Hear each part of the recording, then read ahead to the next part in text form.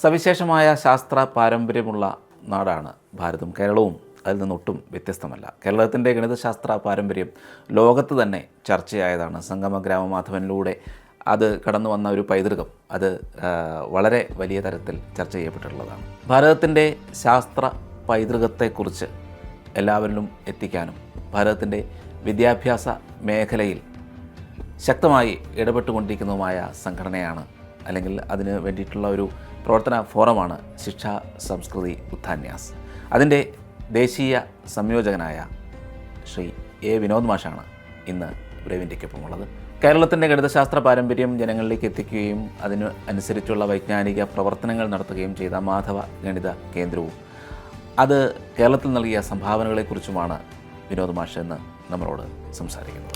അപ്പോൾ ജീവിത മൂല്യങ്ങൾ വിദ്യാഭ്യാസത്തിൽ ഉണ്ടാവുക, പ്രത്യേകിച്ചും വിദ്യാഭ്യാസം എന്താണ് എന്നതിനെക്കുറിച്ച് സ്വാമി വിവേകാനന്ദൻ പറഞ്ഞത് ഇറ്റ് ഈസ് ക്യാരക്ടർ ബിൽഡിംഗ് എന്നാണ്. ലോകം എന്നും അത്ഭുതപ്പെട്ടുകൊണ്ടിരിക്കുകയാണ്, പക്ഷെ നമുക്കറിഞ്ഞൂടാ ഒരു ഗണിത പാരമ്പര്യമുണ്ട്. അപ്പോൾ ആ ഗണിത പാരമ്പര്യത്തെയാണ് നമ്മൾ അവതരിപ്പിക്കേണ്ടെന്നുള്ള രീതിയിലാണ് അതിൻ്റെ ഉപജ്ഞാതാവായിട്ടുള്ള മാധവൻ്റെ പേരിൽ ഇരിങ്ങാലക്കുട കേന്ദ്രമായിട്ട് ഈ പ്രവർത്തനം ആരംഭിച്ചത്. മാധവനെക്കുറിച്ച് പഠിച്ചിട്ടുള്ള ലോകത്ത് എവിടെ ആളുണ്ടോ അവരെവിടെ കൊണ്ടുവരണം, ഈ ഗ്രാമത്തിൽ കൊണ്ടുവരണം. ഒരു സർക്കിളിൽ മാധവനെ പരിചയമുണ്ട്. കേരളത്തിൽ തന്നെ ഗോൾഡൻ ഇറ ഓഫ് മാത്തമാറ്റിക്സ് എന്ന് പറഞ്ഞ പുസ്തകം വന്നിട്ടുണ്ട്, നിരവധി അതുണ്ട്. വാസ്തവത്തിൽ മാധവൻ എല്ലായിടത്തും ഉണ്ട്, ഈശ്വരൻ എല്ലായിടത്തും ഉണ്ട്. നമ്മുടെ ഉള്ളിലുള്ള ഈശ്വരനെ കണ്ടെത്തേണ്ടത് നമ്മളാണെന്ന് പറയുന്നത് പോലെ നമ്മളെല്ലാവരും ഇപ്പോൾ മാധവനെ കണ്ടെത്താനുള്ള ശ്രമം നടക്കുന്നു.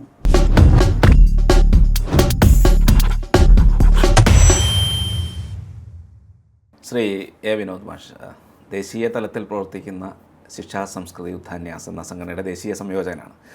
ഈ ഒരു സംഘടനയെക്കുറിച്ച് അധികം കേരളത്തിൽ കൂടുതൽ പരിചയപ്പെടുത്താൻ വേണ്ടിയിട്ട് സംഘടന എന്താണ് ചെയ്യുന്നതെന്നുള്ളതിനെക്കുറിച്ചൊന്ന്. 2004 ശിക്ഷാ ബചാവോ ആന്തോളൻ എന്ന പേരിലാണ് ഈ പ്രവർത്തനം ആരംഭിച്ചത്.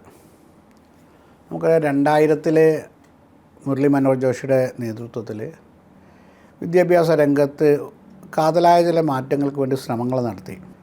പ്രത്യേകിച്ചും പാഠപുസ്തകങ്ങൾ, സ്കൂൾ തലത്തിലെ പാഠപുസ്തകങ്ങളിൽ നിരവധി ചരിത്രപരമായ തെറ്റുകൾ ഉണ്ടായിരുന്നു, നമുക്കറിയാം.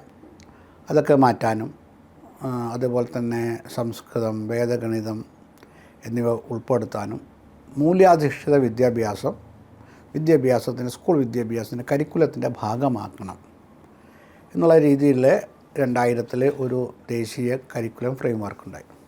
ഇതിനെയാണ് കായ്വൽക്കരണം എന്ന് പറഞ്ഞത്. അങ്ങനെ ആ സർക്കാരിനെതിരെ ഏറ്റവും വലിയ പ്രചരണായുധം ഈ കായ്വൽക്കരണത്തിനെതിരെ.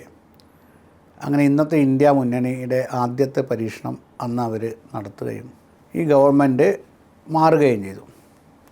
ആ പ്രവർത്തനം വന്ന് 12ാം ക്ലാസ് വരെയുള്ള പാഠപുസ്തകങ്ങൾ വരെ ഉണ്ടാക്കിയിരുന്നു. അത് വിദ്യാലയങ്ങളിൽ എത്തിയിരുന്നു. ആ സമയത്താണ് ഈ ഗവൺമെൻറ് മാറിയത്.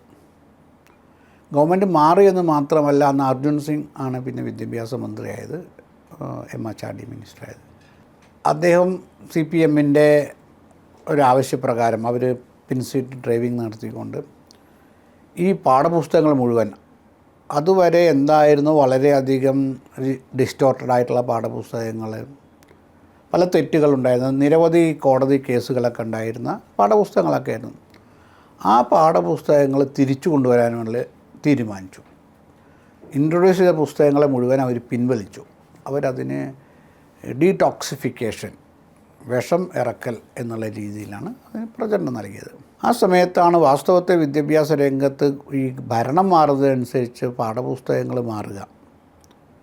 മറ്റത് ഗവൺമെൻറ് അല്ല തീരുമാനമെടുത്തത്, അതിൻ്റെ പ്രക്രിയയിലൂടെ NCERT ആണ് അതിൻ്റെ മുഴുവൻ പ്രക്രിയ നടത്തി.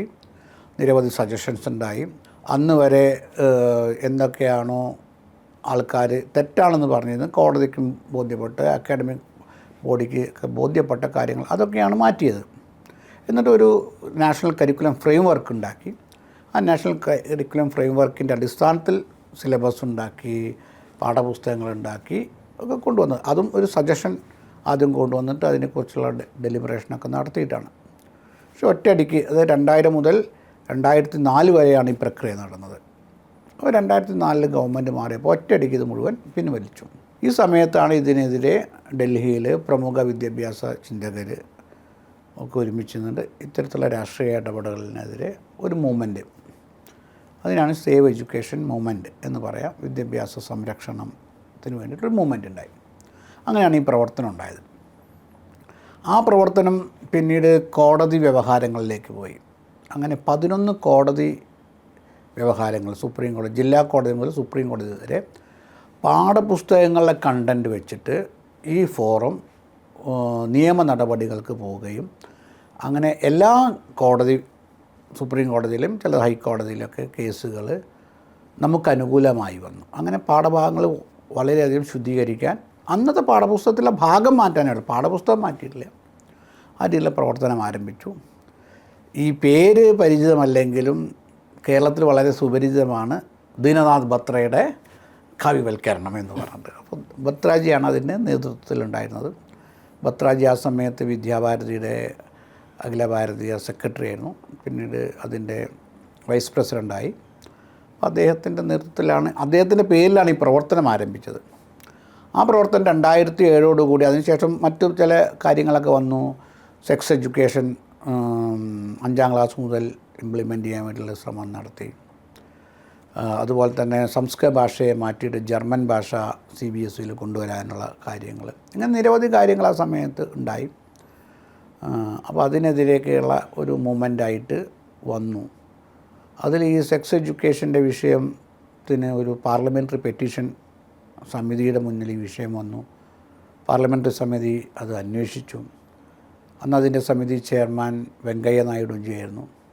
കേരളത്തിലൊക്കെ സിറ്റിംഗ് ഉണ്ടായിരുന്നു. ഈ പാർലമെൻ്ററി സമിതി ഒരു പ്രധാനപ്പെട്ട നിരീക്ഷണം നടത്തി. എന്താണോ സെക്സ് എഡ്യൂക്കേഷൻ കൊണ്ടുവരുന്നതിന് വേണ്ടിയിട്ട് പറയുന്ന കാരണങ്ങൾ, അത് അഡ്രസ്സ് ചെയ്യപ്പെടേണ്ട കാരണങ്ങളാണ്. ടീനേജ് കുട്ടികളുടെ പ്രശ്നങ്ങൾ, സെക്സ് അബ്യൂസ്, എക്സ്പ്ലോയിറ്റേഷൻ, അതുമായിട്ട് ബന്ധപ്പെട്ട ഉത്കണ്ഠ, മറ്റ് പല കാര്യങ്ങളൊക്കെ ഇതുമായിട്ടുണ്ട്. പിന്നെ ഇതിൻ്റെ ഫണ്ടിങ് പ്രധാനമായിട്ടും എയ്ഡ്സ് കൺട്രോളുമായിട്ട് ബന്ധപ്പെട്ടായിരുന്നു. അപ്പോൾ എയ്ഡ്സ് വല്ലാതെ ഭാരതത്തിൽ വരാൻ പോകുന്നു എന്നുള്ളൊരിതും അതിനുള്ള പരിഹാരം ഇപ്പോൾ തന്നെ ഈ ഒരു വിദ്യാഭ്യാസം നൽകലാണ്. അപ്പോൾ അതിനെതിരെയും നമ്മൾ വളരെയധികം പഠനം നടത്തിയിരുന്നു.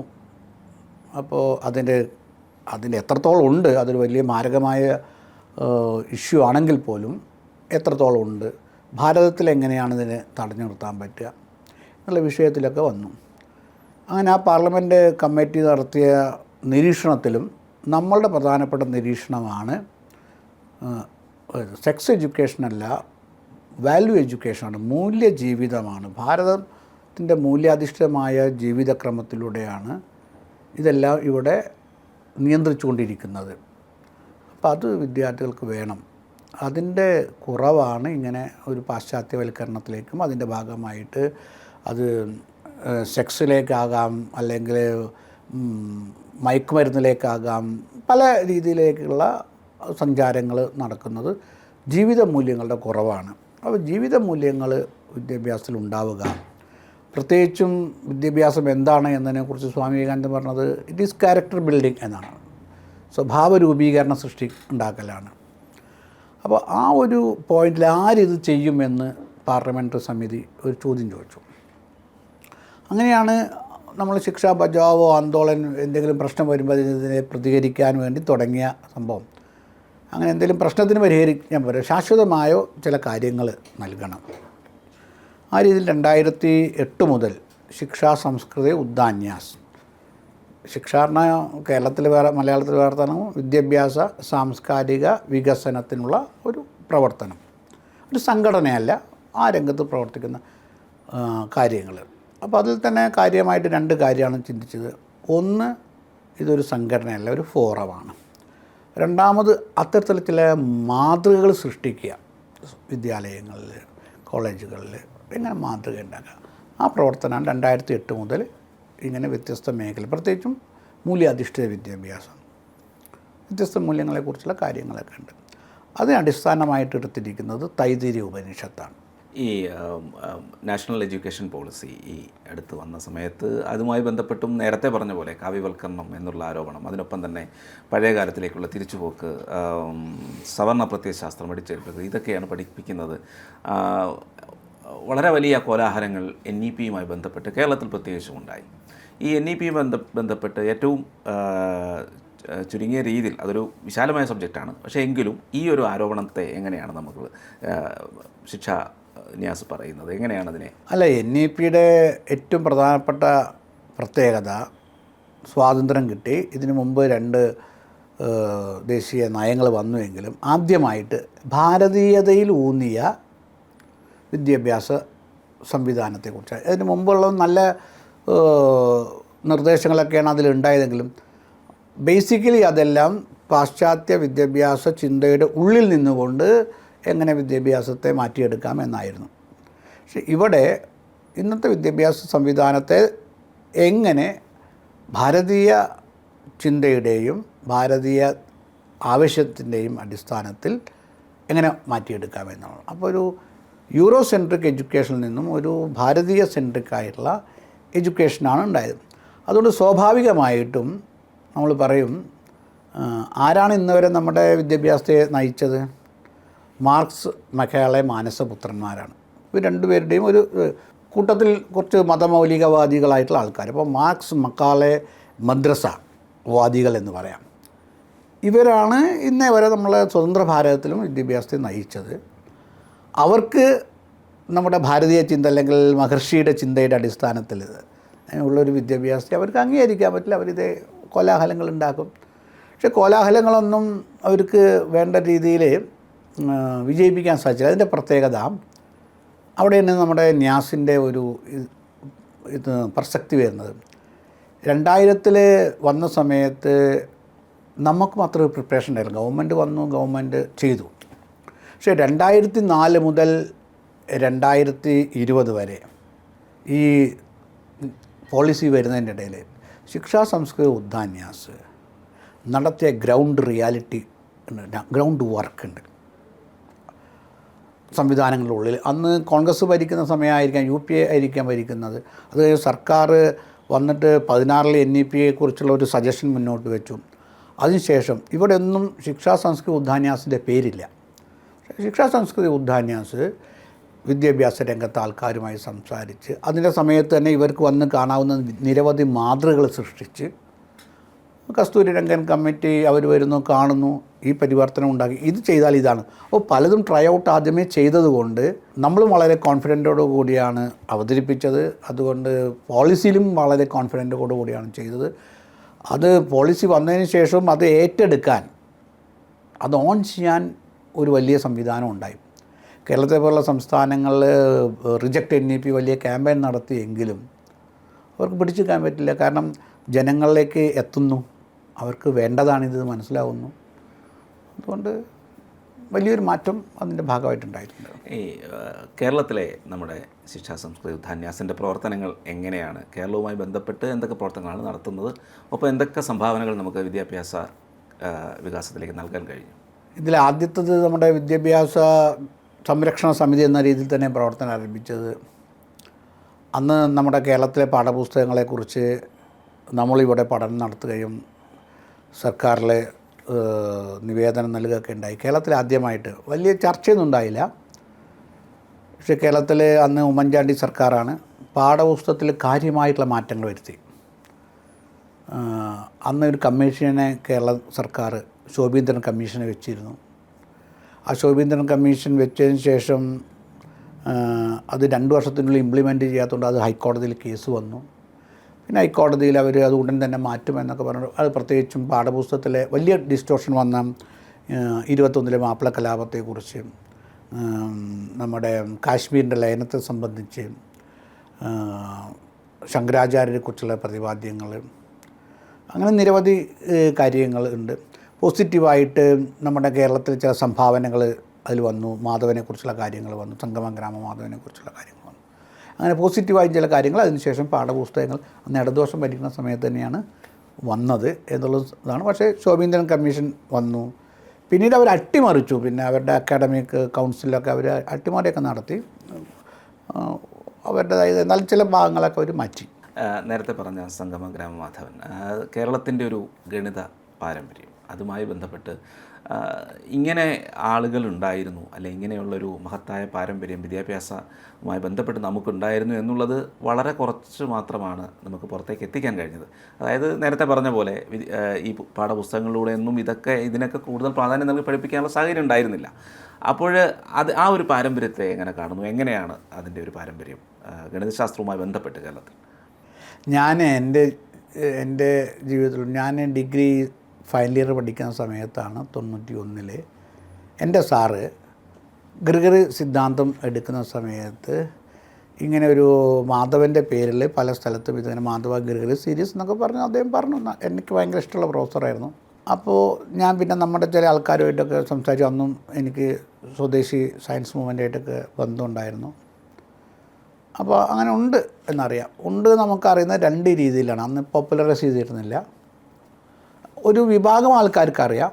പക്ഷേ തപസ്യ കലാസാഹിത്യവേദിയുടെ ആഭിമുഖ്യത്തിൽ അക്കിത്തത്തിൻ്റെ നേതൃത്വത്തിൽ കേരളത്തിലൊരു സാംസ്കാരിക തീർത്ഥയാത്ര നടത്തി.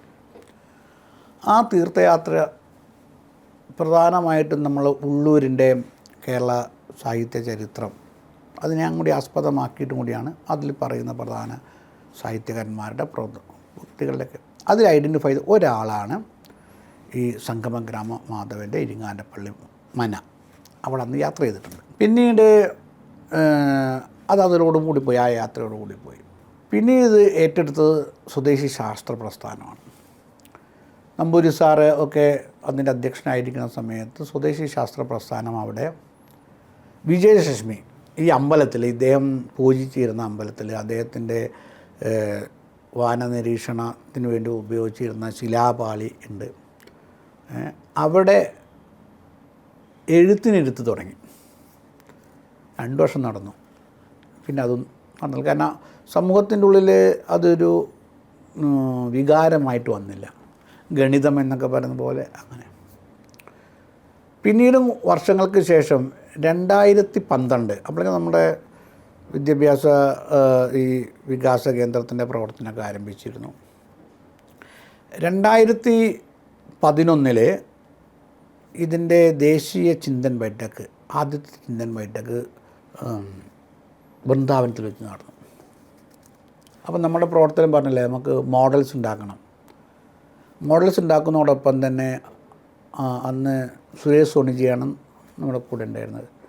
സോണിജി പറഞ്ഞു, നമ്മുടെ വ്യത്യസ്ത ഐക്കൺസ് ഉണ്ട് ശാസ്ത്രരംഗത്ത്, ഗണിതശാസ്ത്ര രംഗത്ത്, ദർശന രംഗത്ത്.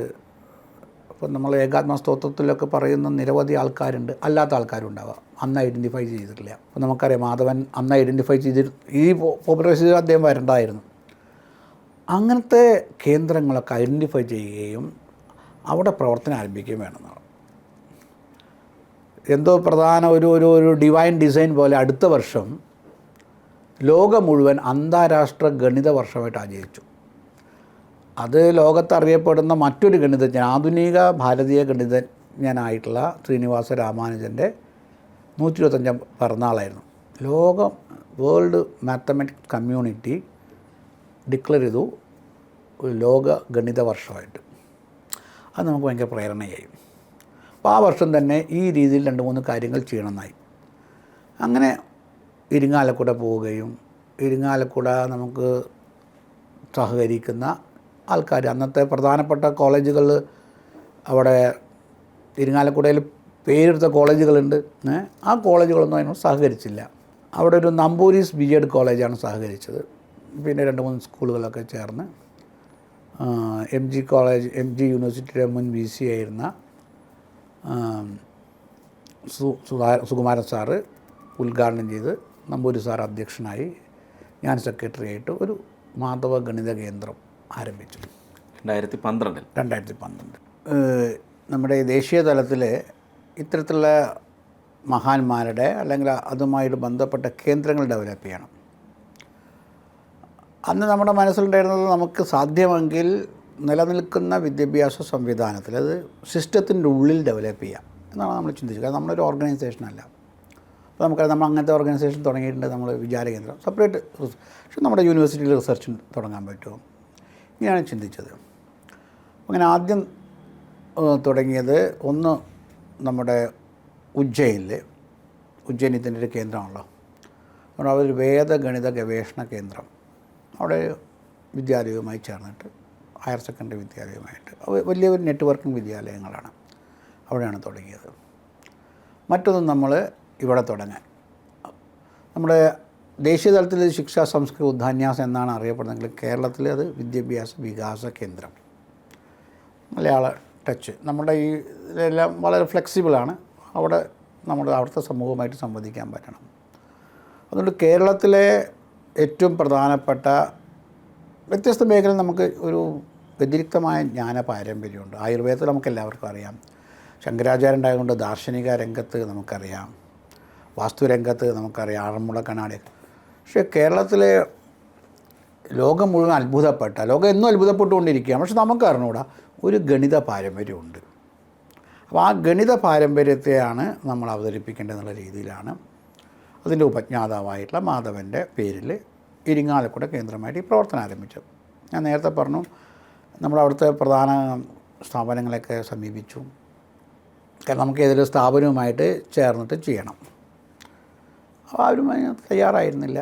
കാരണം നമുക്കറിയാം അവിടുത്തെ ഒരു സോഷ്യോ പൊളിറ്റിക്കൽ കാരണം കൊണ്ട് ആ സ്ഥാപനത്തിൻ്റെയൊക്കെ മാനേജ്മെൻറ്റിൽ താല്പര്യമുണ്ടായിരുന്നില്ല.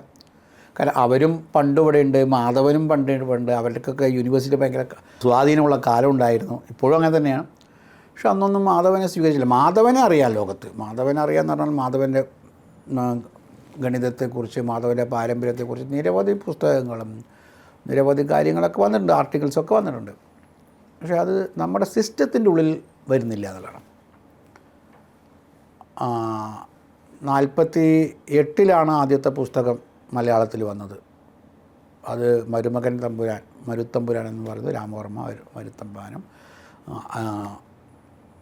അഖിലേശ്വര അയ്യരും കൂടി ചേർന്നിട്ട് മംഗളോദയം പ്രസ് പ്രസിദ്ധീകരിച്ച് 48 പ്രസിദ്ധീകരിച്ചിട്ടുണ്ട്.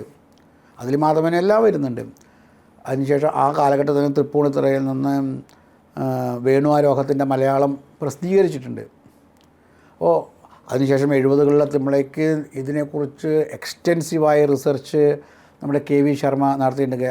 തൃപ്പൂണിത്തുറ സാൻസ്ക്രിറ്റ് സീരീസും അതുപോലെ തന്നെ തിരുവനന്തപുരം സാൻസ്ക്രിറ്റ് മാനുസ്ക്രിപ്റ്റ് ലൈബ്രറിയും അടയാറിലെ മദ്രാസ് യൂണിവേഴ്സിറ്റിയുടെ manuscript library and manuscript department, ഇവിടേക്ക് ഇദ്ദേഹം ചുമതല ഉണ്ടായിരുന്നു. ഓസിയാപൂരിൽ ആ സമയത്ത് അദ്ദേഹത്തിൻ്റെ ലേഖനങ്ങൾ മാതൃഭൂമി പ്രസിദ്ധീകരിച്ചു. അപ്പോൾ ആ രീതിയിൽ ഒരു സർക്കിളിൽ മാധവനെ പരിചയമുണ്ട്. കേരളത്തിൽ തന്നെ ഗോൾഡൻ ഇറ ഓഫ് മാത്തമാറ്റിക്സ് പറഞ്ഞ പുസ്തകം വന്നിട്ടുണ്ട്, നിരവധി അതുണ്ട്. പക്ഷെ കേരളത്തിലെ ഇത്രയും അറിയുന്ന ഒരു ഗണിതത്തെ കേരളത്തിൽ അപ്പോഴേക്കും മൂലം കേരളമായിട്ടുള്ള ജോർജ് ഗി വർഗീസ് ജോസഫിൻ്റെ 2 പുസ്തകങ്ങൾ, ഇൻ്റർനാഷണൽ ഫെയിം പുസ്തകങ്ങൾ, ക്രസ്റ്റ് ഓഫ് പീകോക്കും ടുവേർഡ്സ് പാസേജ് ടു ഇൻഫിനിറ്റി 2 പുസ്തകങ്ങൾ DC ബുക്സ് മലയാളത്തിൽ തർജ്ജമ ചെയ്ത് പ്രസിദ്ധീകരിച്ചിരുന്നു. മയൂരശിഖ എന്നും അനന്തതയിലേക്കുള്ള പാത എന്നും. ഇതൊക്കെ കേരളത്തിലുണ്ട്. അപ്പോൾ കേരളത്തിലെ സമൂഹത്തിൽ ഇതൊക്കെ അറിയാമായിരുന്നു. പക്ഷെ ആരും ഓൺ ചെയ്യുന്നില്ല. കേരളത്തിലെ കോളേജുകളിലില്ല, യൂണിവേഴ്സിറ്റിയിലില്ല, സ്കൂളുകളിലില്ല. ഈ സമയത്താണ് ഞാൻ നേരത്തെ പറഞ്ഞ കാര്യം, പാഠപുസ്തകത്തിൽ നമ്മുടെ ചില പ്രവർത്തനത്തിൻ്റെ ഭാഗമായിട്ട് സൈഡ് കോളത്തിൽ 9ാം ക്ലാസ്സിലും 10ാം ക്ലാസ്സിലും മാധവനെ പരാമർശിച്ചു. കേരളത്തിലെ സ്റ്റേറ്റ് പാഠപുസ്തകത്തിൽ, കോളേജിലില്ല. ഈ കാലത്താണ് നമ്മൾ ഇതിനെ പോപ്പുലറൈസ് ചെയ്യണമെങ്കിൽ വാസ്തവത്തിൽ ഇത് മാത്രമല്ല, അന്ന് 4 ഐക്കൺസ് കേരളത്തിലെടുത്തു. ഞാൻ കുറച്ചും കൂടി വൈഡറായിട്ട് പറഞ്ഞാൽ സമൂഹത്തിൻ്റെ അംഗീകരിക്കപ്പെടാത്ത 4 കാര്യങ്ങൾ കേരളത്തിൽ അംഗീകരിക്കപ്പെടണം, കേരളം സ്വീകരിക്കണം. അതിന് 4 ആൾക്കാരും ഇന്ത്യയിൽ ഞങ്ങൾ ഓരോരുത്തരുത്. ഒന്ന്, വനവാസി മൂപ്പനായിട്ടുള്ള കരിന്തണ്ടനെ എസ്റ്റാബ്ലിഷ് ചെയ്യണം. നമ്മുടെ ഒരു കാര്യകർത്താവ് അതിൻ്റെ ചുമതലയെടുത്തു. മാധവനെ എസ്റ്റാബ്ലിഷ് ചെയ്യണം. അറിയുമെങ്കിലും പഴശ്ശിരാജാവിനെ എസ്റ്റാബ്ലിഷ് ചെയ്യണം. പഴശ്ശിരാജാവിനേക്കാൾ കൂടുതൽ അദ്ദേഹത്തിൻ്റെ പ്രധാന സൈന്യാധിപനായിരുന്ന തലക്കൽ ചന്തുവിനെ. അതുപോലെ തന്നെ തെക്കൻ ഭാഗത്ത് അന്ന് വേലുത്തമ്പിയുടെ പേരാണ് വന്നത്. പക്ഷേ വേലുത്തമ്പിയും മരയൻ അങ്ങനെ ചെമ്പിലരയൻ, അങ്ങനെ പല പേരുകളും ഐഡൻറ്റിഫൈ ചെയ്തിരുന്നു. ഇതൊന്നും എസ്റ്റാബ്ലിഷ്ഡ് അല്ല, അൺസങ് ഹീറോസ് എന്നൊക്കെ പറയില്ലേ, പല മേഖലയിലെ ഹീറോസ്. അപ്പോൾ അതിനെന്താണ്, കണ്ടിന്യൂസ് ആയിട്ടൊരു കാര്യം ചെയ്യാം ഒരു നിശ്ചിത ഇൻ്റർവെല്ലിൽ. അപ്പോൾ നമ്മൾ മാധവനെക്കുറിച്ചും മറ്റതിനെക്കുറിച്ചും ഞങ്ങൾ വളരെ അവിടുത്തെ കരിന്തണ്ടൻ യാത്ര നടത്തണം.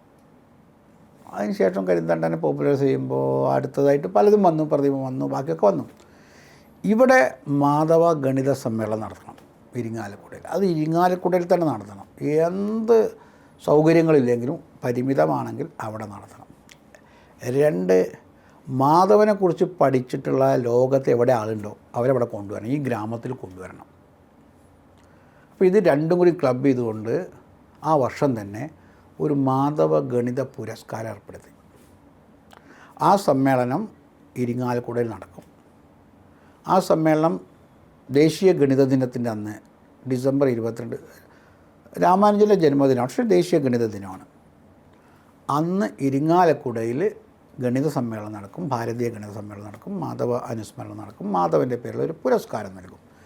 ആ പുരസ്കാരം ഒരു പ്രാവശ്യം കേരളത്തിലെ ഈ രംഗത്ത് പ്രവർത്തിക്കുന്ന ഒരാൾക്ക്, രണ്ടാമത് കേരളത്തിന് പുറത്താകാം, പക്ഷേ ഈ രംഗത്ത് പ്രവർത്തിക്കുന്നു. അപ്പോൾ എത്ര ആൾക്കാർ ഈ രംഗത്ത് പ്രവർത്തിക്കുന്നുണ്ട് അക്കാഡമിഷ്യൻസ് എന്ന് അറിയാം. അപ്പോൾ അവർ ഈ സ്ഥലത്ത് വരും. പിന്നെ ഇതുമായി ബന്ധപ്പെട്ട പ്രമുഖരായ ആൾക്കാർ അക്കാഡമിക് ഫീൽഡിൽ, അത് ആർക്കിയോളജിയുടെ ആളാവാം, അല്ലെങ്കിൽ നമ്മുടെ കൾച്ചറൽ സെൻറ്റർ പ്രിസർവേഷൻ ആവാം, UGCയുടെ ആൾക്കാരാവാം, അങ്ങനത്തെ ആൾക്കാരെയൊക്കെ ഇവിടെ എത്തിക്കുക. ഈ രീതിയിലാണ് ഒരു പ്രവർത്തനം ആരംഭിച്ചത്. 2, അവിടെ കുട്ടികളുടെ ഇടയിൽ അവയർനെസ് ഉണ്ടാക്കുന്നതിന് വേണ്ടിയിട്ട് ചില ക്വിസ് മത്സരങ്ങൾ, ചില പേപ്പർ പ്രസൻറ്റേഷൻസ്, വേദഗണിതത്തിൻ്റെ പ്രചരണം, ഇങ്ങനെ കണ്ടിന്യൂസ് ആയിട്ട് 12 മുതൽ 22 10 വർഷമായപ്പോഴേക്കും മാധവൻ എസ്റ്റാബ്ലിഷ്ഡായി. നിരവധി പത്രങ്ങളിൽ വന്നു, ഡോക്യുമെൻറ്റുകൾ വന്നു. പക്ഷേ ആർക്കും പരിചയപ്പെടുത്താനൊരു പുസ്തകം ഉണ്ടായിരുന്നില്ല. ഗണിതമുണ്ട്, മാധവൻ്റെ ഗണിതത്തെക്കുറിച്ചുണ്ട്, അല്ലെങ്കിൽ ജ്യേഷ്ഠദേവൻ്റെ ഗണിതമുണ്ട്. പക്ഷേ ഇതിൻ്റെ ഒരു ഹിസ്റ്റോറിക്കൽ കൾച്ചറൽ ഹിസ്റ്ററി അതില്ല, മനസ്സിലായി. അങ്ങനെയാണ് ആദ്യകാലത്ത് മാധവനെ കണ്ടെത്തൽ എന്ന് പറഞ്ഞൊരു ചെറിയ പുസ്തകം, 10 പേജുള്ളൊരു പുസ്തകം നമ്പൂരി സാർ ഇറക്കിയിരുന്നു. മാധവനെ തേടി എന്ന് പറഞ്ഞിട്ട്, മാധവനെ കണ്ടെത്തൽ എന്ന് പറഞ്ഞിട്ട് പുസ്തകം കയ്യിലുണ്ട്. പക്ഷേ അത് നമ്മളുടെ മാറി വന്ന സാഹചര്യത്തിൽ പര്യാപ്തമായിരുന്നില്ല. രണ്ടാമത് മാധവൻ്റെ ഒരു ഫോട്ടോ നമ്മൾ പോപ്പുലറൈസ് ചെയ്തു. ആ ഫോട്ടോ മാധവൻ്റെ ഇന്ന് ജീവിച്ചിരിക്കുന്നു പറയുന്ന തലമുറയിൽ നിന്നും അവരുടെ ഫോട്ടോസിൽ നിന്നും ഫോറൻസിക് ടെക്നോളജി ഉപയോഗിച്ച് ഡെവലപ്പ് ചെയ്തിട്ട് പിന്നെ പെയിൻറ്റ് ചെയ്ത ഒരു ഫോട്ടോ ആണ് ഇന്ന് നെറ്റിലൊക്കെ കിട്ടുന്ന ഫോട്ടോ. ഒരു 14-ാം നൂറ്റാണ്ടിലെ ഒരു വിദ്വാൻ ആയിട്ട്. അപ്പോൾ ഇത് രണ്ടും കണ്ടിന്യൂസ് ആയി ചെയ്തിട്ട് ഈ ഫോട്ടോയും അതുപോലെ തന്നെ ഈ പുരസ്കാരവും പ്ലസ് മാധവനെക്കുറിച്ച് സാമാന്യം പരിചയപ്പെടുത്തുന്ന ഒരു പുസ്തകം, സംഗമഗ്രാമ മാധവൻ ആധുനിക ഗണിതത്തിൻ്റെ ഉപജ്ഞാതാവ്. അദ്ദേഹത്തിൻ്റെ പൈതൃകം, അദ്ദേഹത്തിൻ്റെ കാലം, അദ്ദേഹത്തിൻ്റെ പ്രധാന ഗണിതം വളരെ കുറച്ച്, ചരിത്രവും കുറച്ച് നമ്മുടെ പൈതൃകത്തെയും ഫോക്കസ് ചെയ്തുകൊണ്ട് ഈ പുസ്തകം വന്നപ്പോൾ ഒരൊറ്റ വർഷം കൊണ്ട് അതിന് 2 പതിപ്പ് പ്രസിദ്ധീകരിക്കേണ്ടി വന്നു. പിന്നെ കൊറോണയൊക്കെ വന്ന സമയത്ത് ചില കാരണത്താൽ അത് നടന്നില്ല. പിന്നെ നമുക്കും അത് കൂടുതൽ ആഡ് ചെയ്യാനും സാധിച്ചില്ല. പക്ഷെ അതിന് ഭയങ്കര ഡിമാൻഡായി. അപ്പോൾ കേരളത്തിൽ ഇപ്പോൾ എല്ലാ ആൾക്കാരും മാധവനെ ഓൺ ചെയ്യുന്ന ഒരു സ്ഥിതിയിലേക്ക് വന്നിട്ടുണ്ട്. ഓരോരുത്തരും പറയും ഞങ്ങളാണ് മാധവനെ കണ്ടെത്തിയത്. വളരെ നല്ലതാണ്, ആരും മാധവനെ കണ്ടെത്തി. മാധവൻ വാസ്തവത്തിൽ മാധവൻ എല്ലായിടത്തും ഉണ്ട്, ഈശ്വരൻ എല്ലായിടത്തും ഉണ്ട്. നമ്മുടെ ഉള്ളിലുള്ള ഈശ്വരനെ കണ്ടെത്തേണ്ടത് നമ്മളാണെന്ന് പറയുന്നത് പോലെ നമ്മളെല്ലാവരും ഇപ്പോൾ മാധവനെ കണ്ടെത്താനുള്ളൊരു ശ്രമം നടക്കുന്നു. അപ്പോൾ ആ രീതിയിൽ നമ്മളൊരു വലിയ സക്സസ് മാധവനെ എസ്റ്റാബ്ലിഷ് ചെയ്യുന്നതിൽ ഉണ്ടായി എന്നുള്ളതാണ് ഈ മാധവ ഗണിതം. അതിൻ്റെ രണ്ടാമത്തെ സ്റ്റേജ് നമ്മൾ അന്ന് പറയണം, അന്ന് നമുക്ക് ഒരു സ്ഥാപനവും ഒരു മാധവ ഗണിത കേന്ദ്രം തുടങ്ങാൻ തയ്യാറായതാണ്. 2014 കേന്ദ്ര സംസ്കൃത സർവകലാശാലയായിട്ട് നമ്മൾ MOU സൈൻ ചെയ്യുകയും അതിൻ്റെ കേരളത്തിലെ ക്യാമ്പസ് പുറനാട്ടുകര ക്യാമ്പസിനെ ഇൻ്റർനാഷണലി എക്വിപ്പഡായിട്ടുള്ള ഒരു ഭാരതീയ ഗണിത ഗവേഷണ കേന്ദ്രമായിട്ട് ഡെവലപ്പ് ചെയ്യാൻ ആ യൂണിവേഴ്സിറ്റി തീരുമാനിച്ചു. ഇപ്പോൾ മാധവ ഗണിത കേന്ദ്രം പ്രവർത്തിക്കുന്നത് ആ യൂണിവേഴ്സിറ്റിയുടെ ഭാഗമായിട്ടാണ്. കഴിഞ്ഞ ഒരു 6 മാസത്തിനുള്ളിൽ അവിടെ ഭാരതത്തിലെ പ്രൊഫസർമാർക്ക് വേണ്ടിയിട്ട് നിരന്തരമായിട്ട് അവർക്ക് വേണ്ടിയിട്ട് FDP പ്രോഗ്രാം നടക്കുന്നു. പല ആൾക്കാരും പഠിച്ചു വരും. അടുത്ത അധ്യയന വർഷം മുതൽ അവിടെ കോഴ്സ് ആരംഭിക്കും. കേരളീയ ഗണിതത്തെക്കുറിച്ചുള്ള പരിചയപ്പെടുത്തുന്ന പ്രിലിമിനറി കോഴ്സായിട്ട് തുടങ്ങി, പിന്നെ ഗവേഷണം. അങ്ങനെയാണ് നമ്മളൊരു ഭാവി പരിപാടി ആ യൂണിവേഴ്സിറ്റിയിലൂടെയാണ് നമ്മളിനി ചെയ്യാൻ പോകുന്നത്. മറ്റു പല യൂണിവേഴ്സിറ്റികളും ഇതിൻ്റെ തത്തുല്യമായിട്ട് NIT കാലിക്കറ്റ് മുഴുവൻ അതിൻ്റെ പിന്തുണയായിട്ട് വന്നു. അവർ ഇൻഡിപെൻഡൻ്റ് ആയിട്ട് തുടങ്ങി. അമൃത യൂണിവേഴ്സിറ്റി തുടങ്ങി. അതുപോലെ തന്നെ നമ്മുടെ വെളിയനാട് ചിന്മയ യൂണിവേഴ്സിറ്റി, എല്ലാവർക്കും താല്പര്യമുണ്ട്. ഇപ്പോൾ അവിടെ തന്നെ ചില കോളേജുകൾ ഒരു കാലത്ത് പുറംതിരിഞ്ഞു നിന്ന കോളേജിൽ ചില ടീച്ചേഴ്സ്മാർക്കൊക്കെ വളരെ അവർ വന്നിട്ടിപ്പോൾ അവിടെയും മാധവനെക്കുറിച്ചുള്ള കാര്യങ്ങൾ ആരംഭിച്ചിട്ടുണ്ട്. സയൻസ് ഡിപ്പാർട്ട്മെൻറ്റിൽ അല്ലെങ്കിൽ പോലും അതൊക്കെ നല്ല കാര്യങ്ങളാണ്.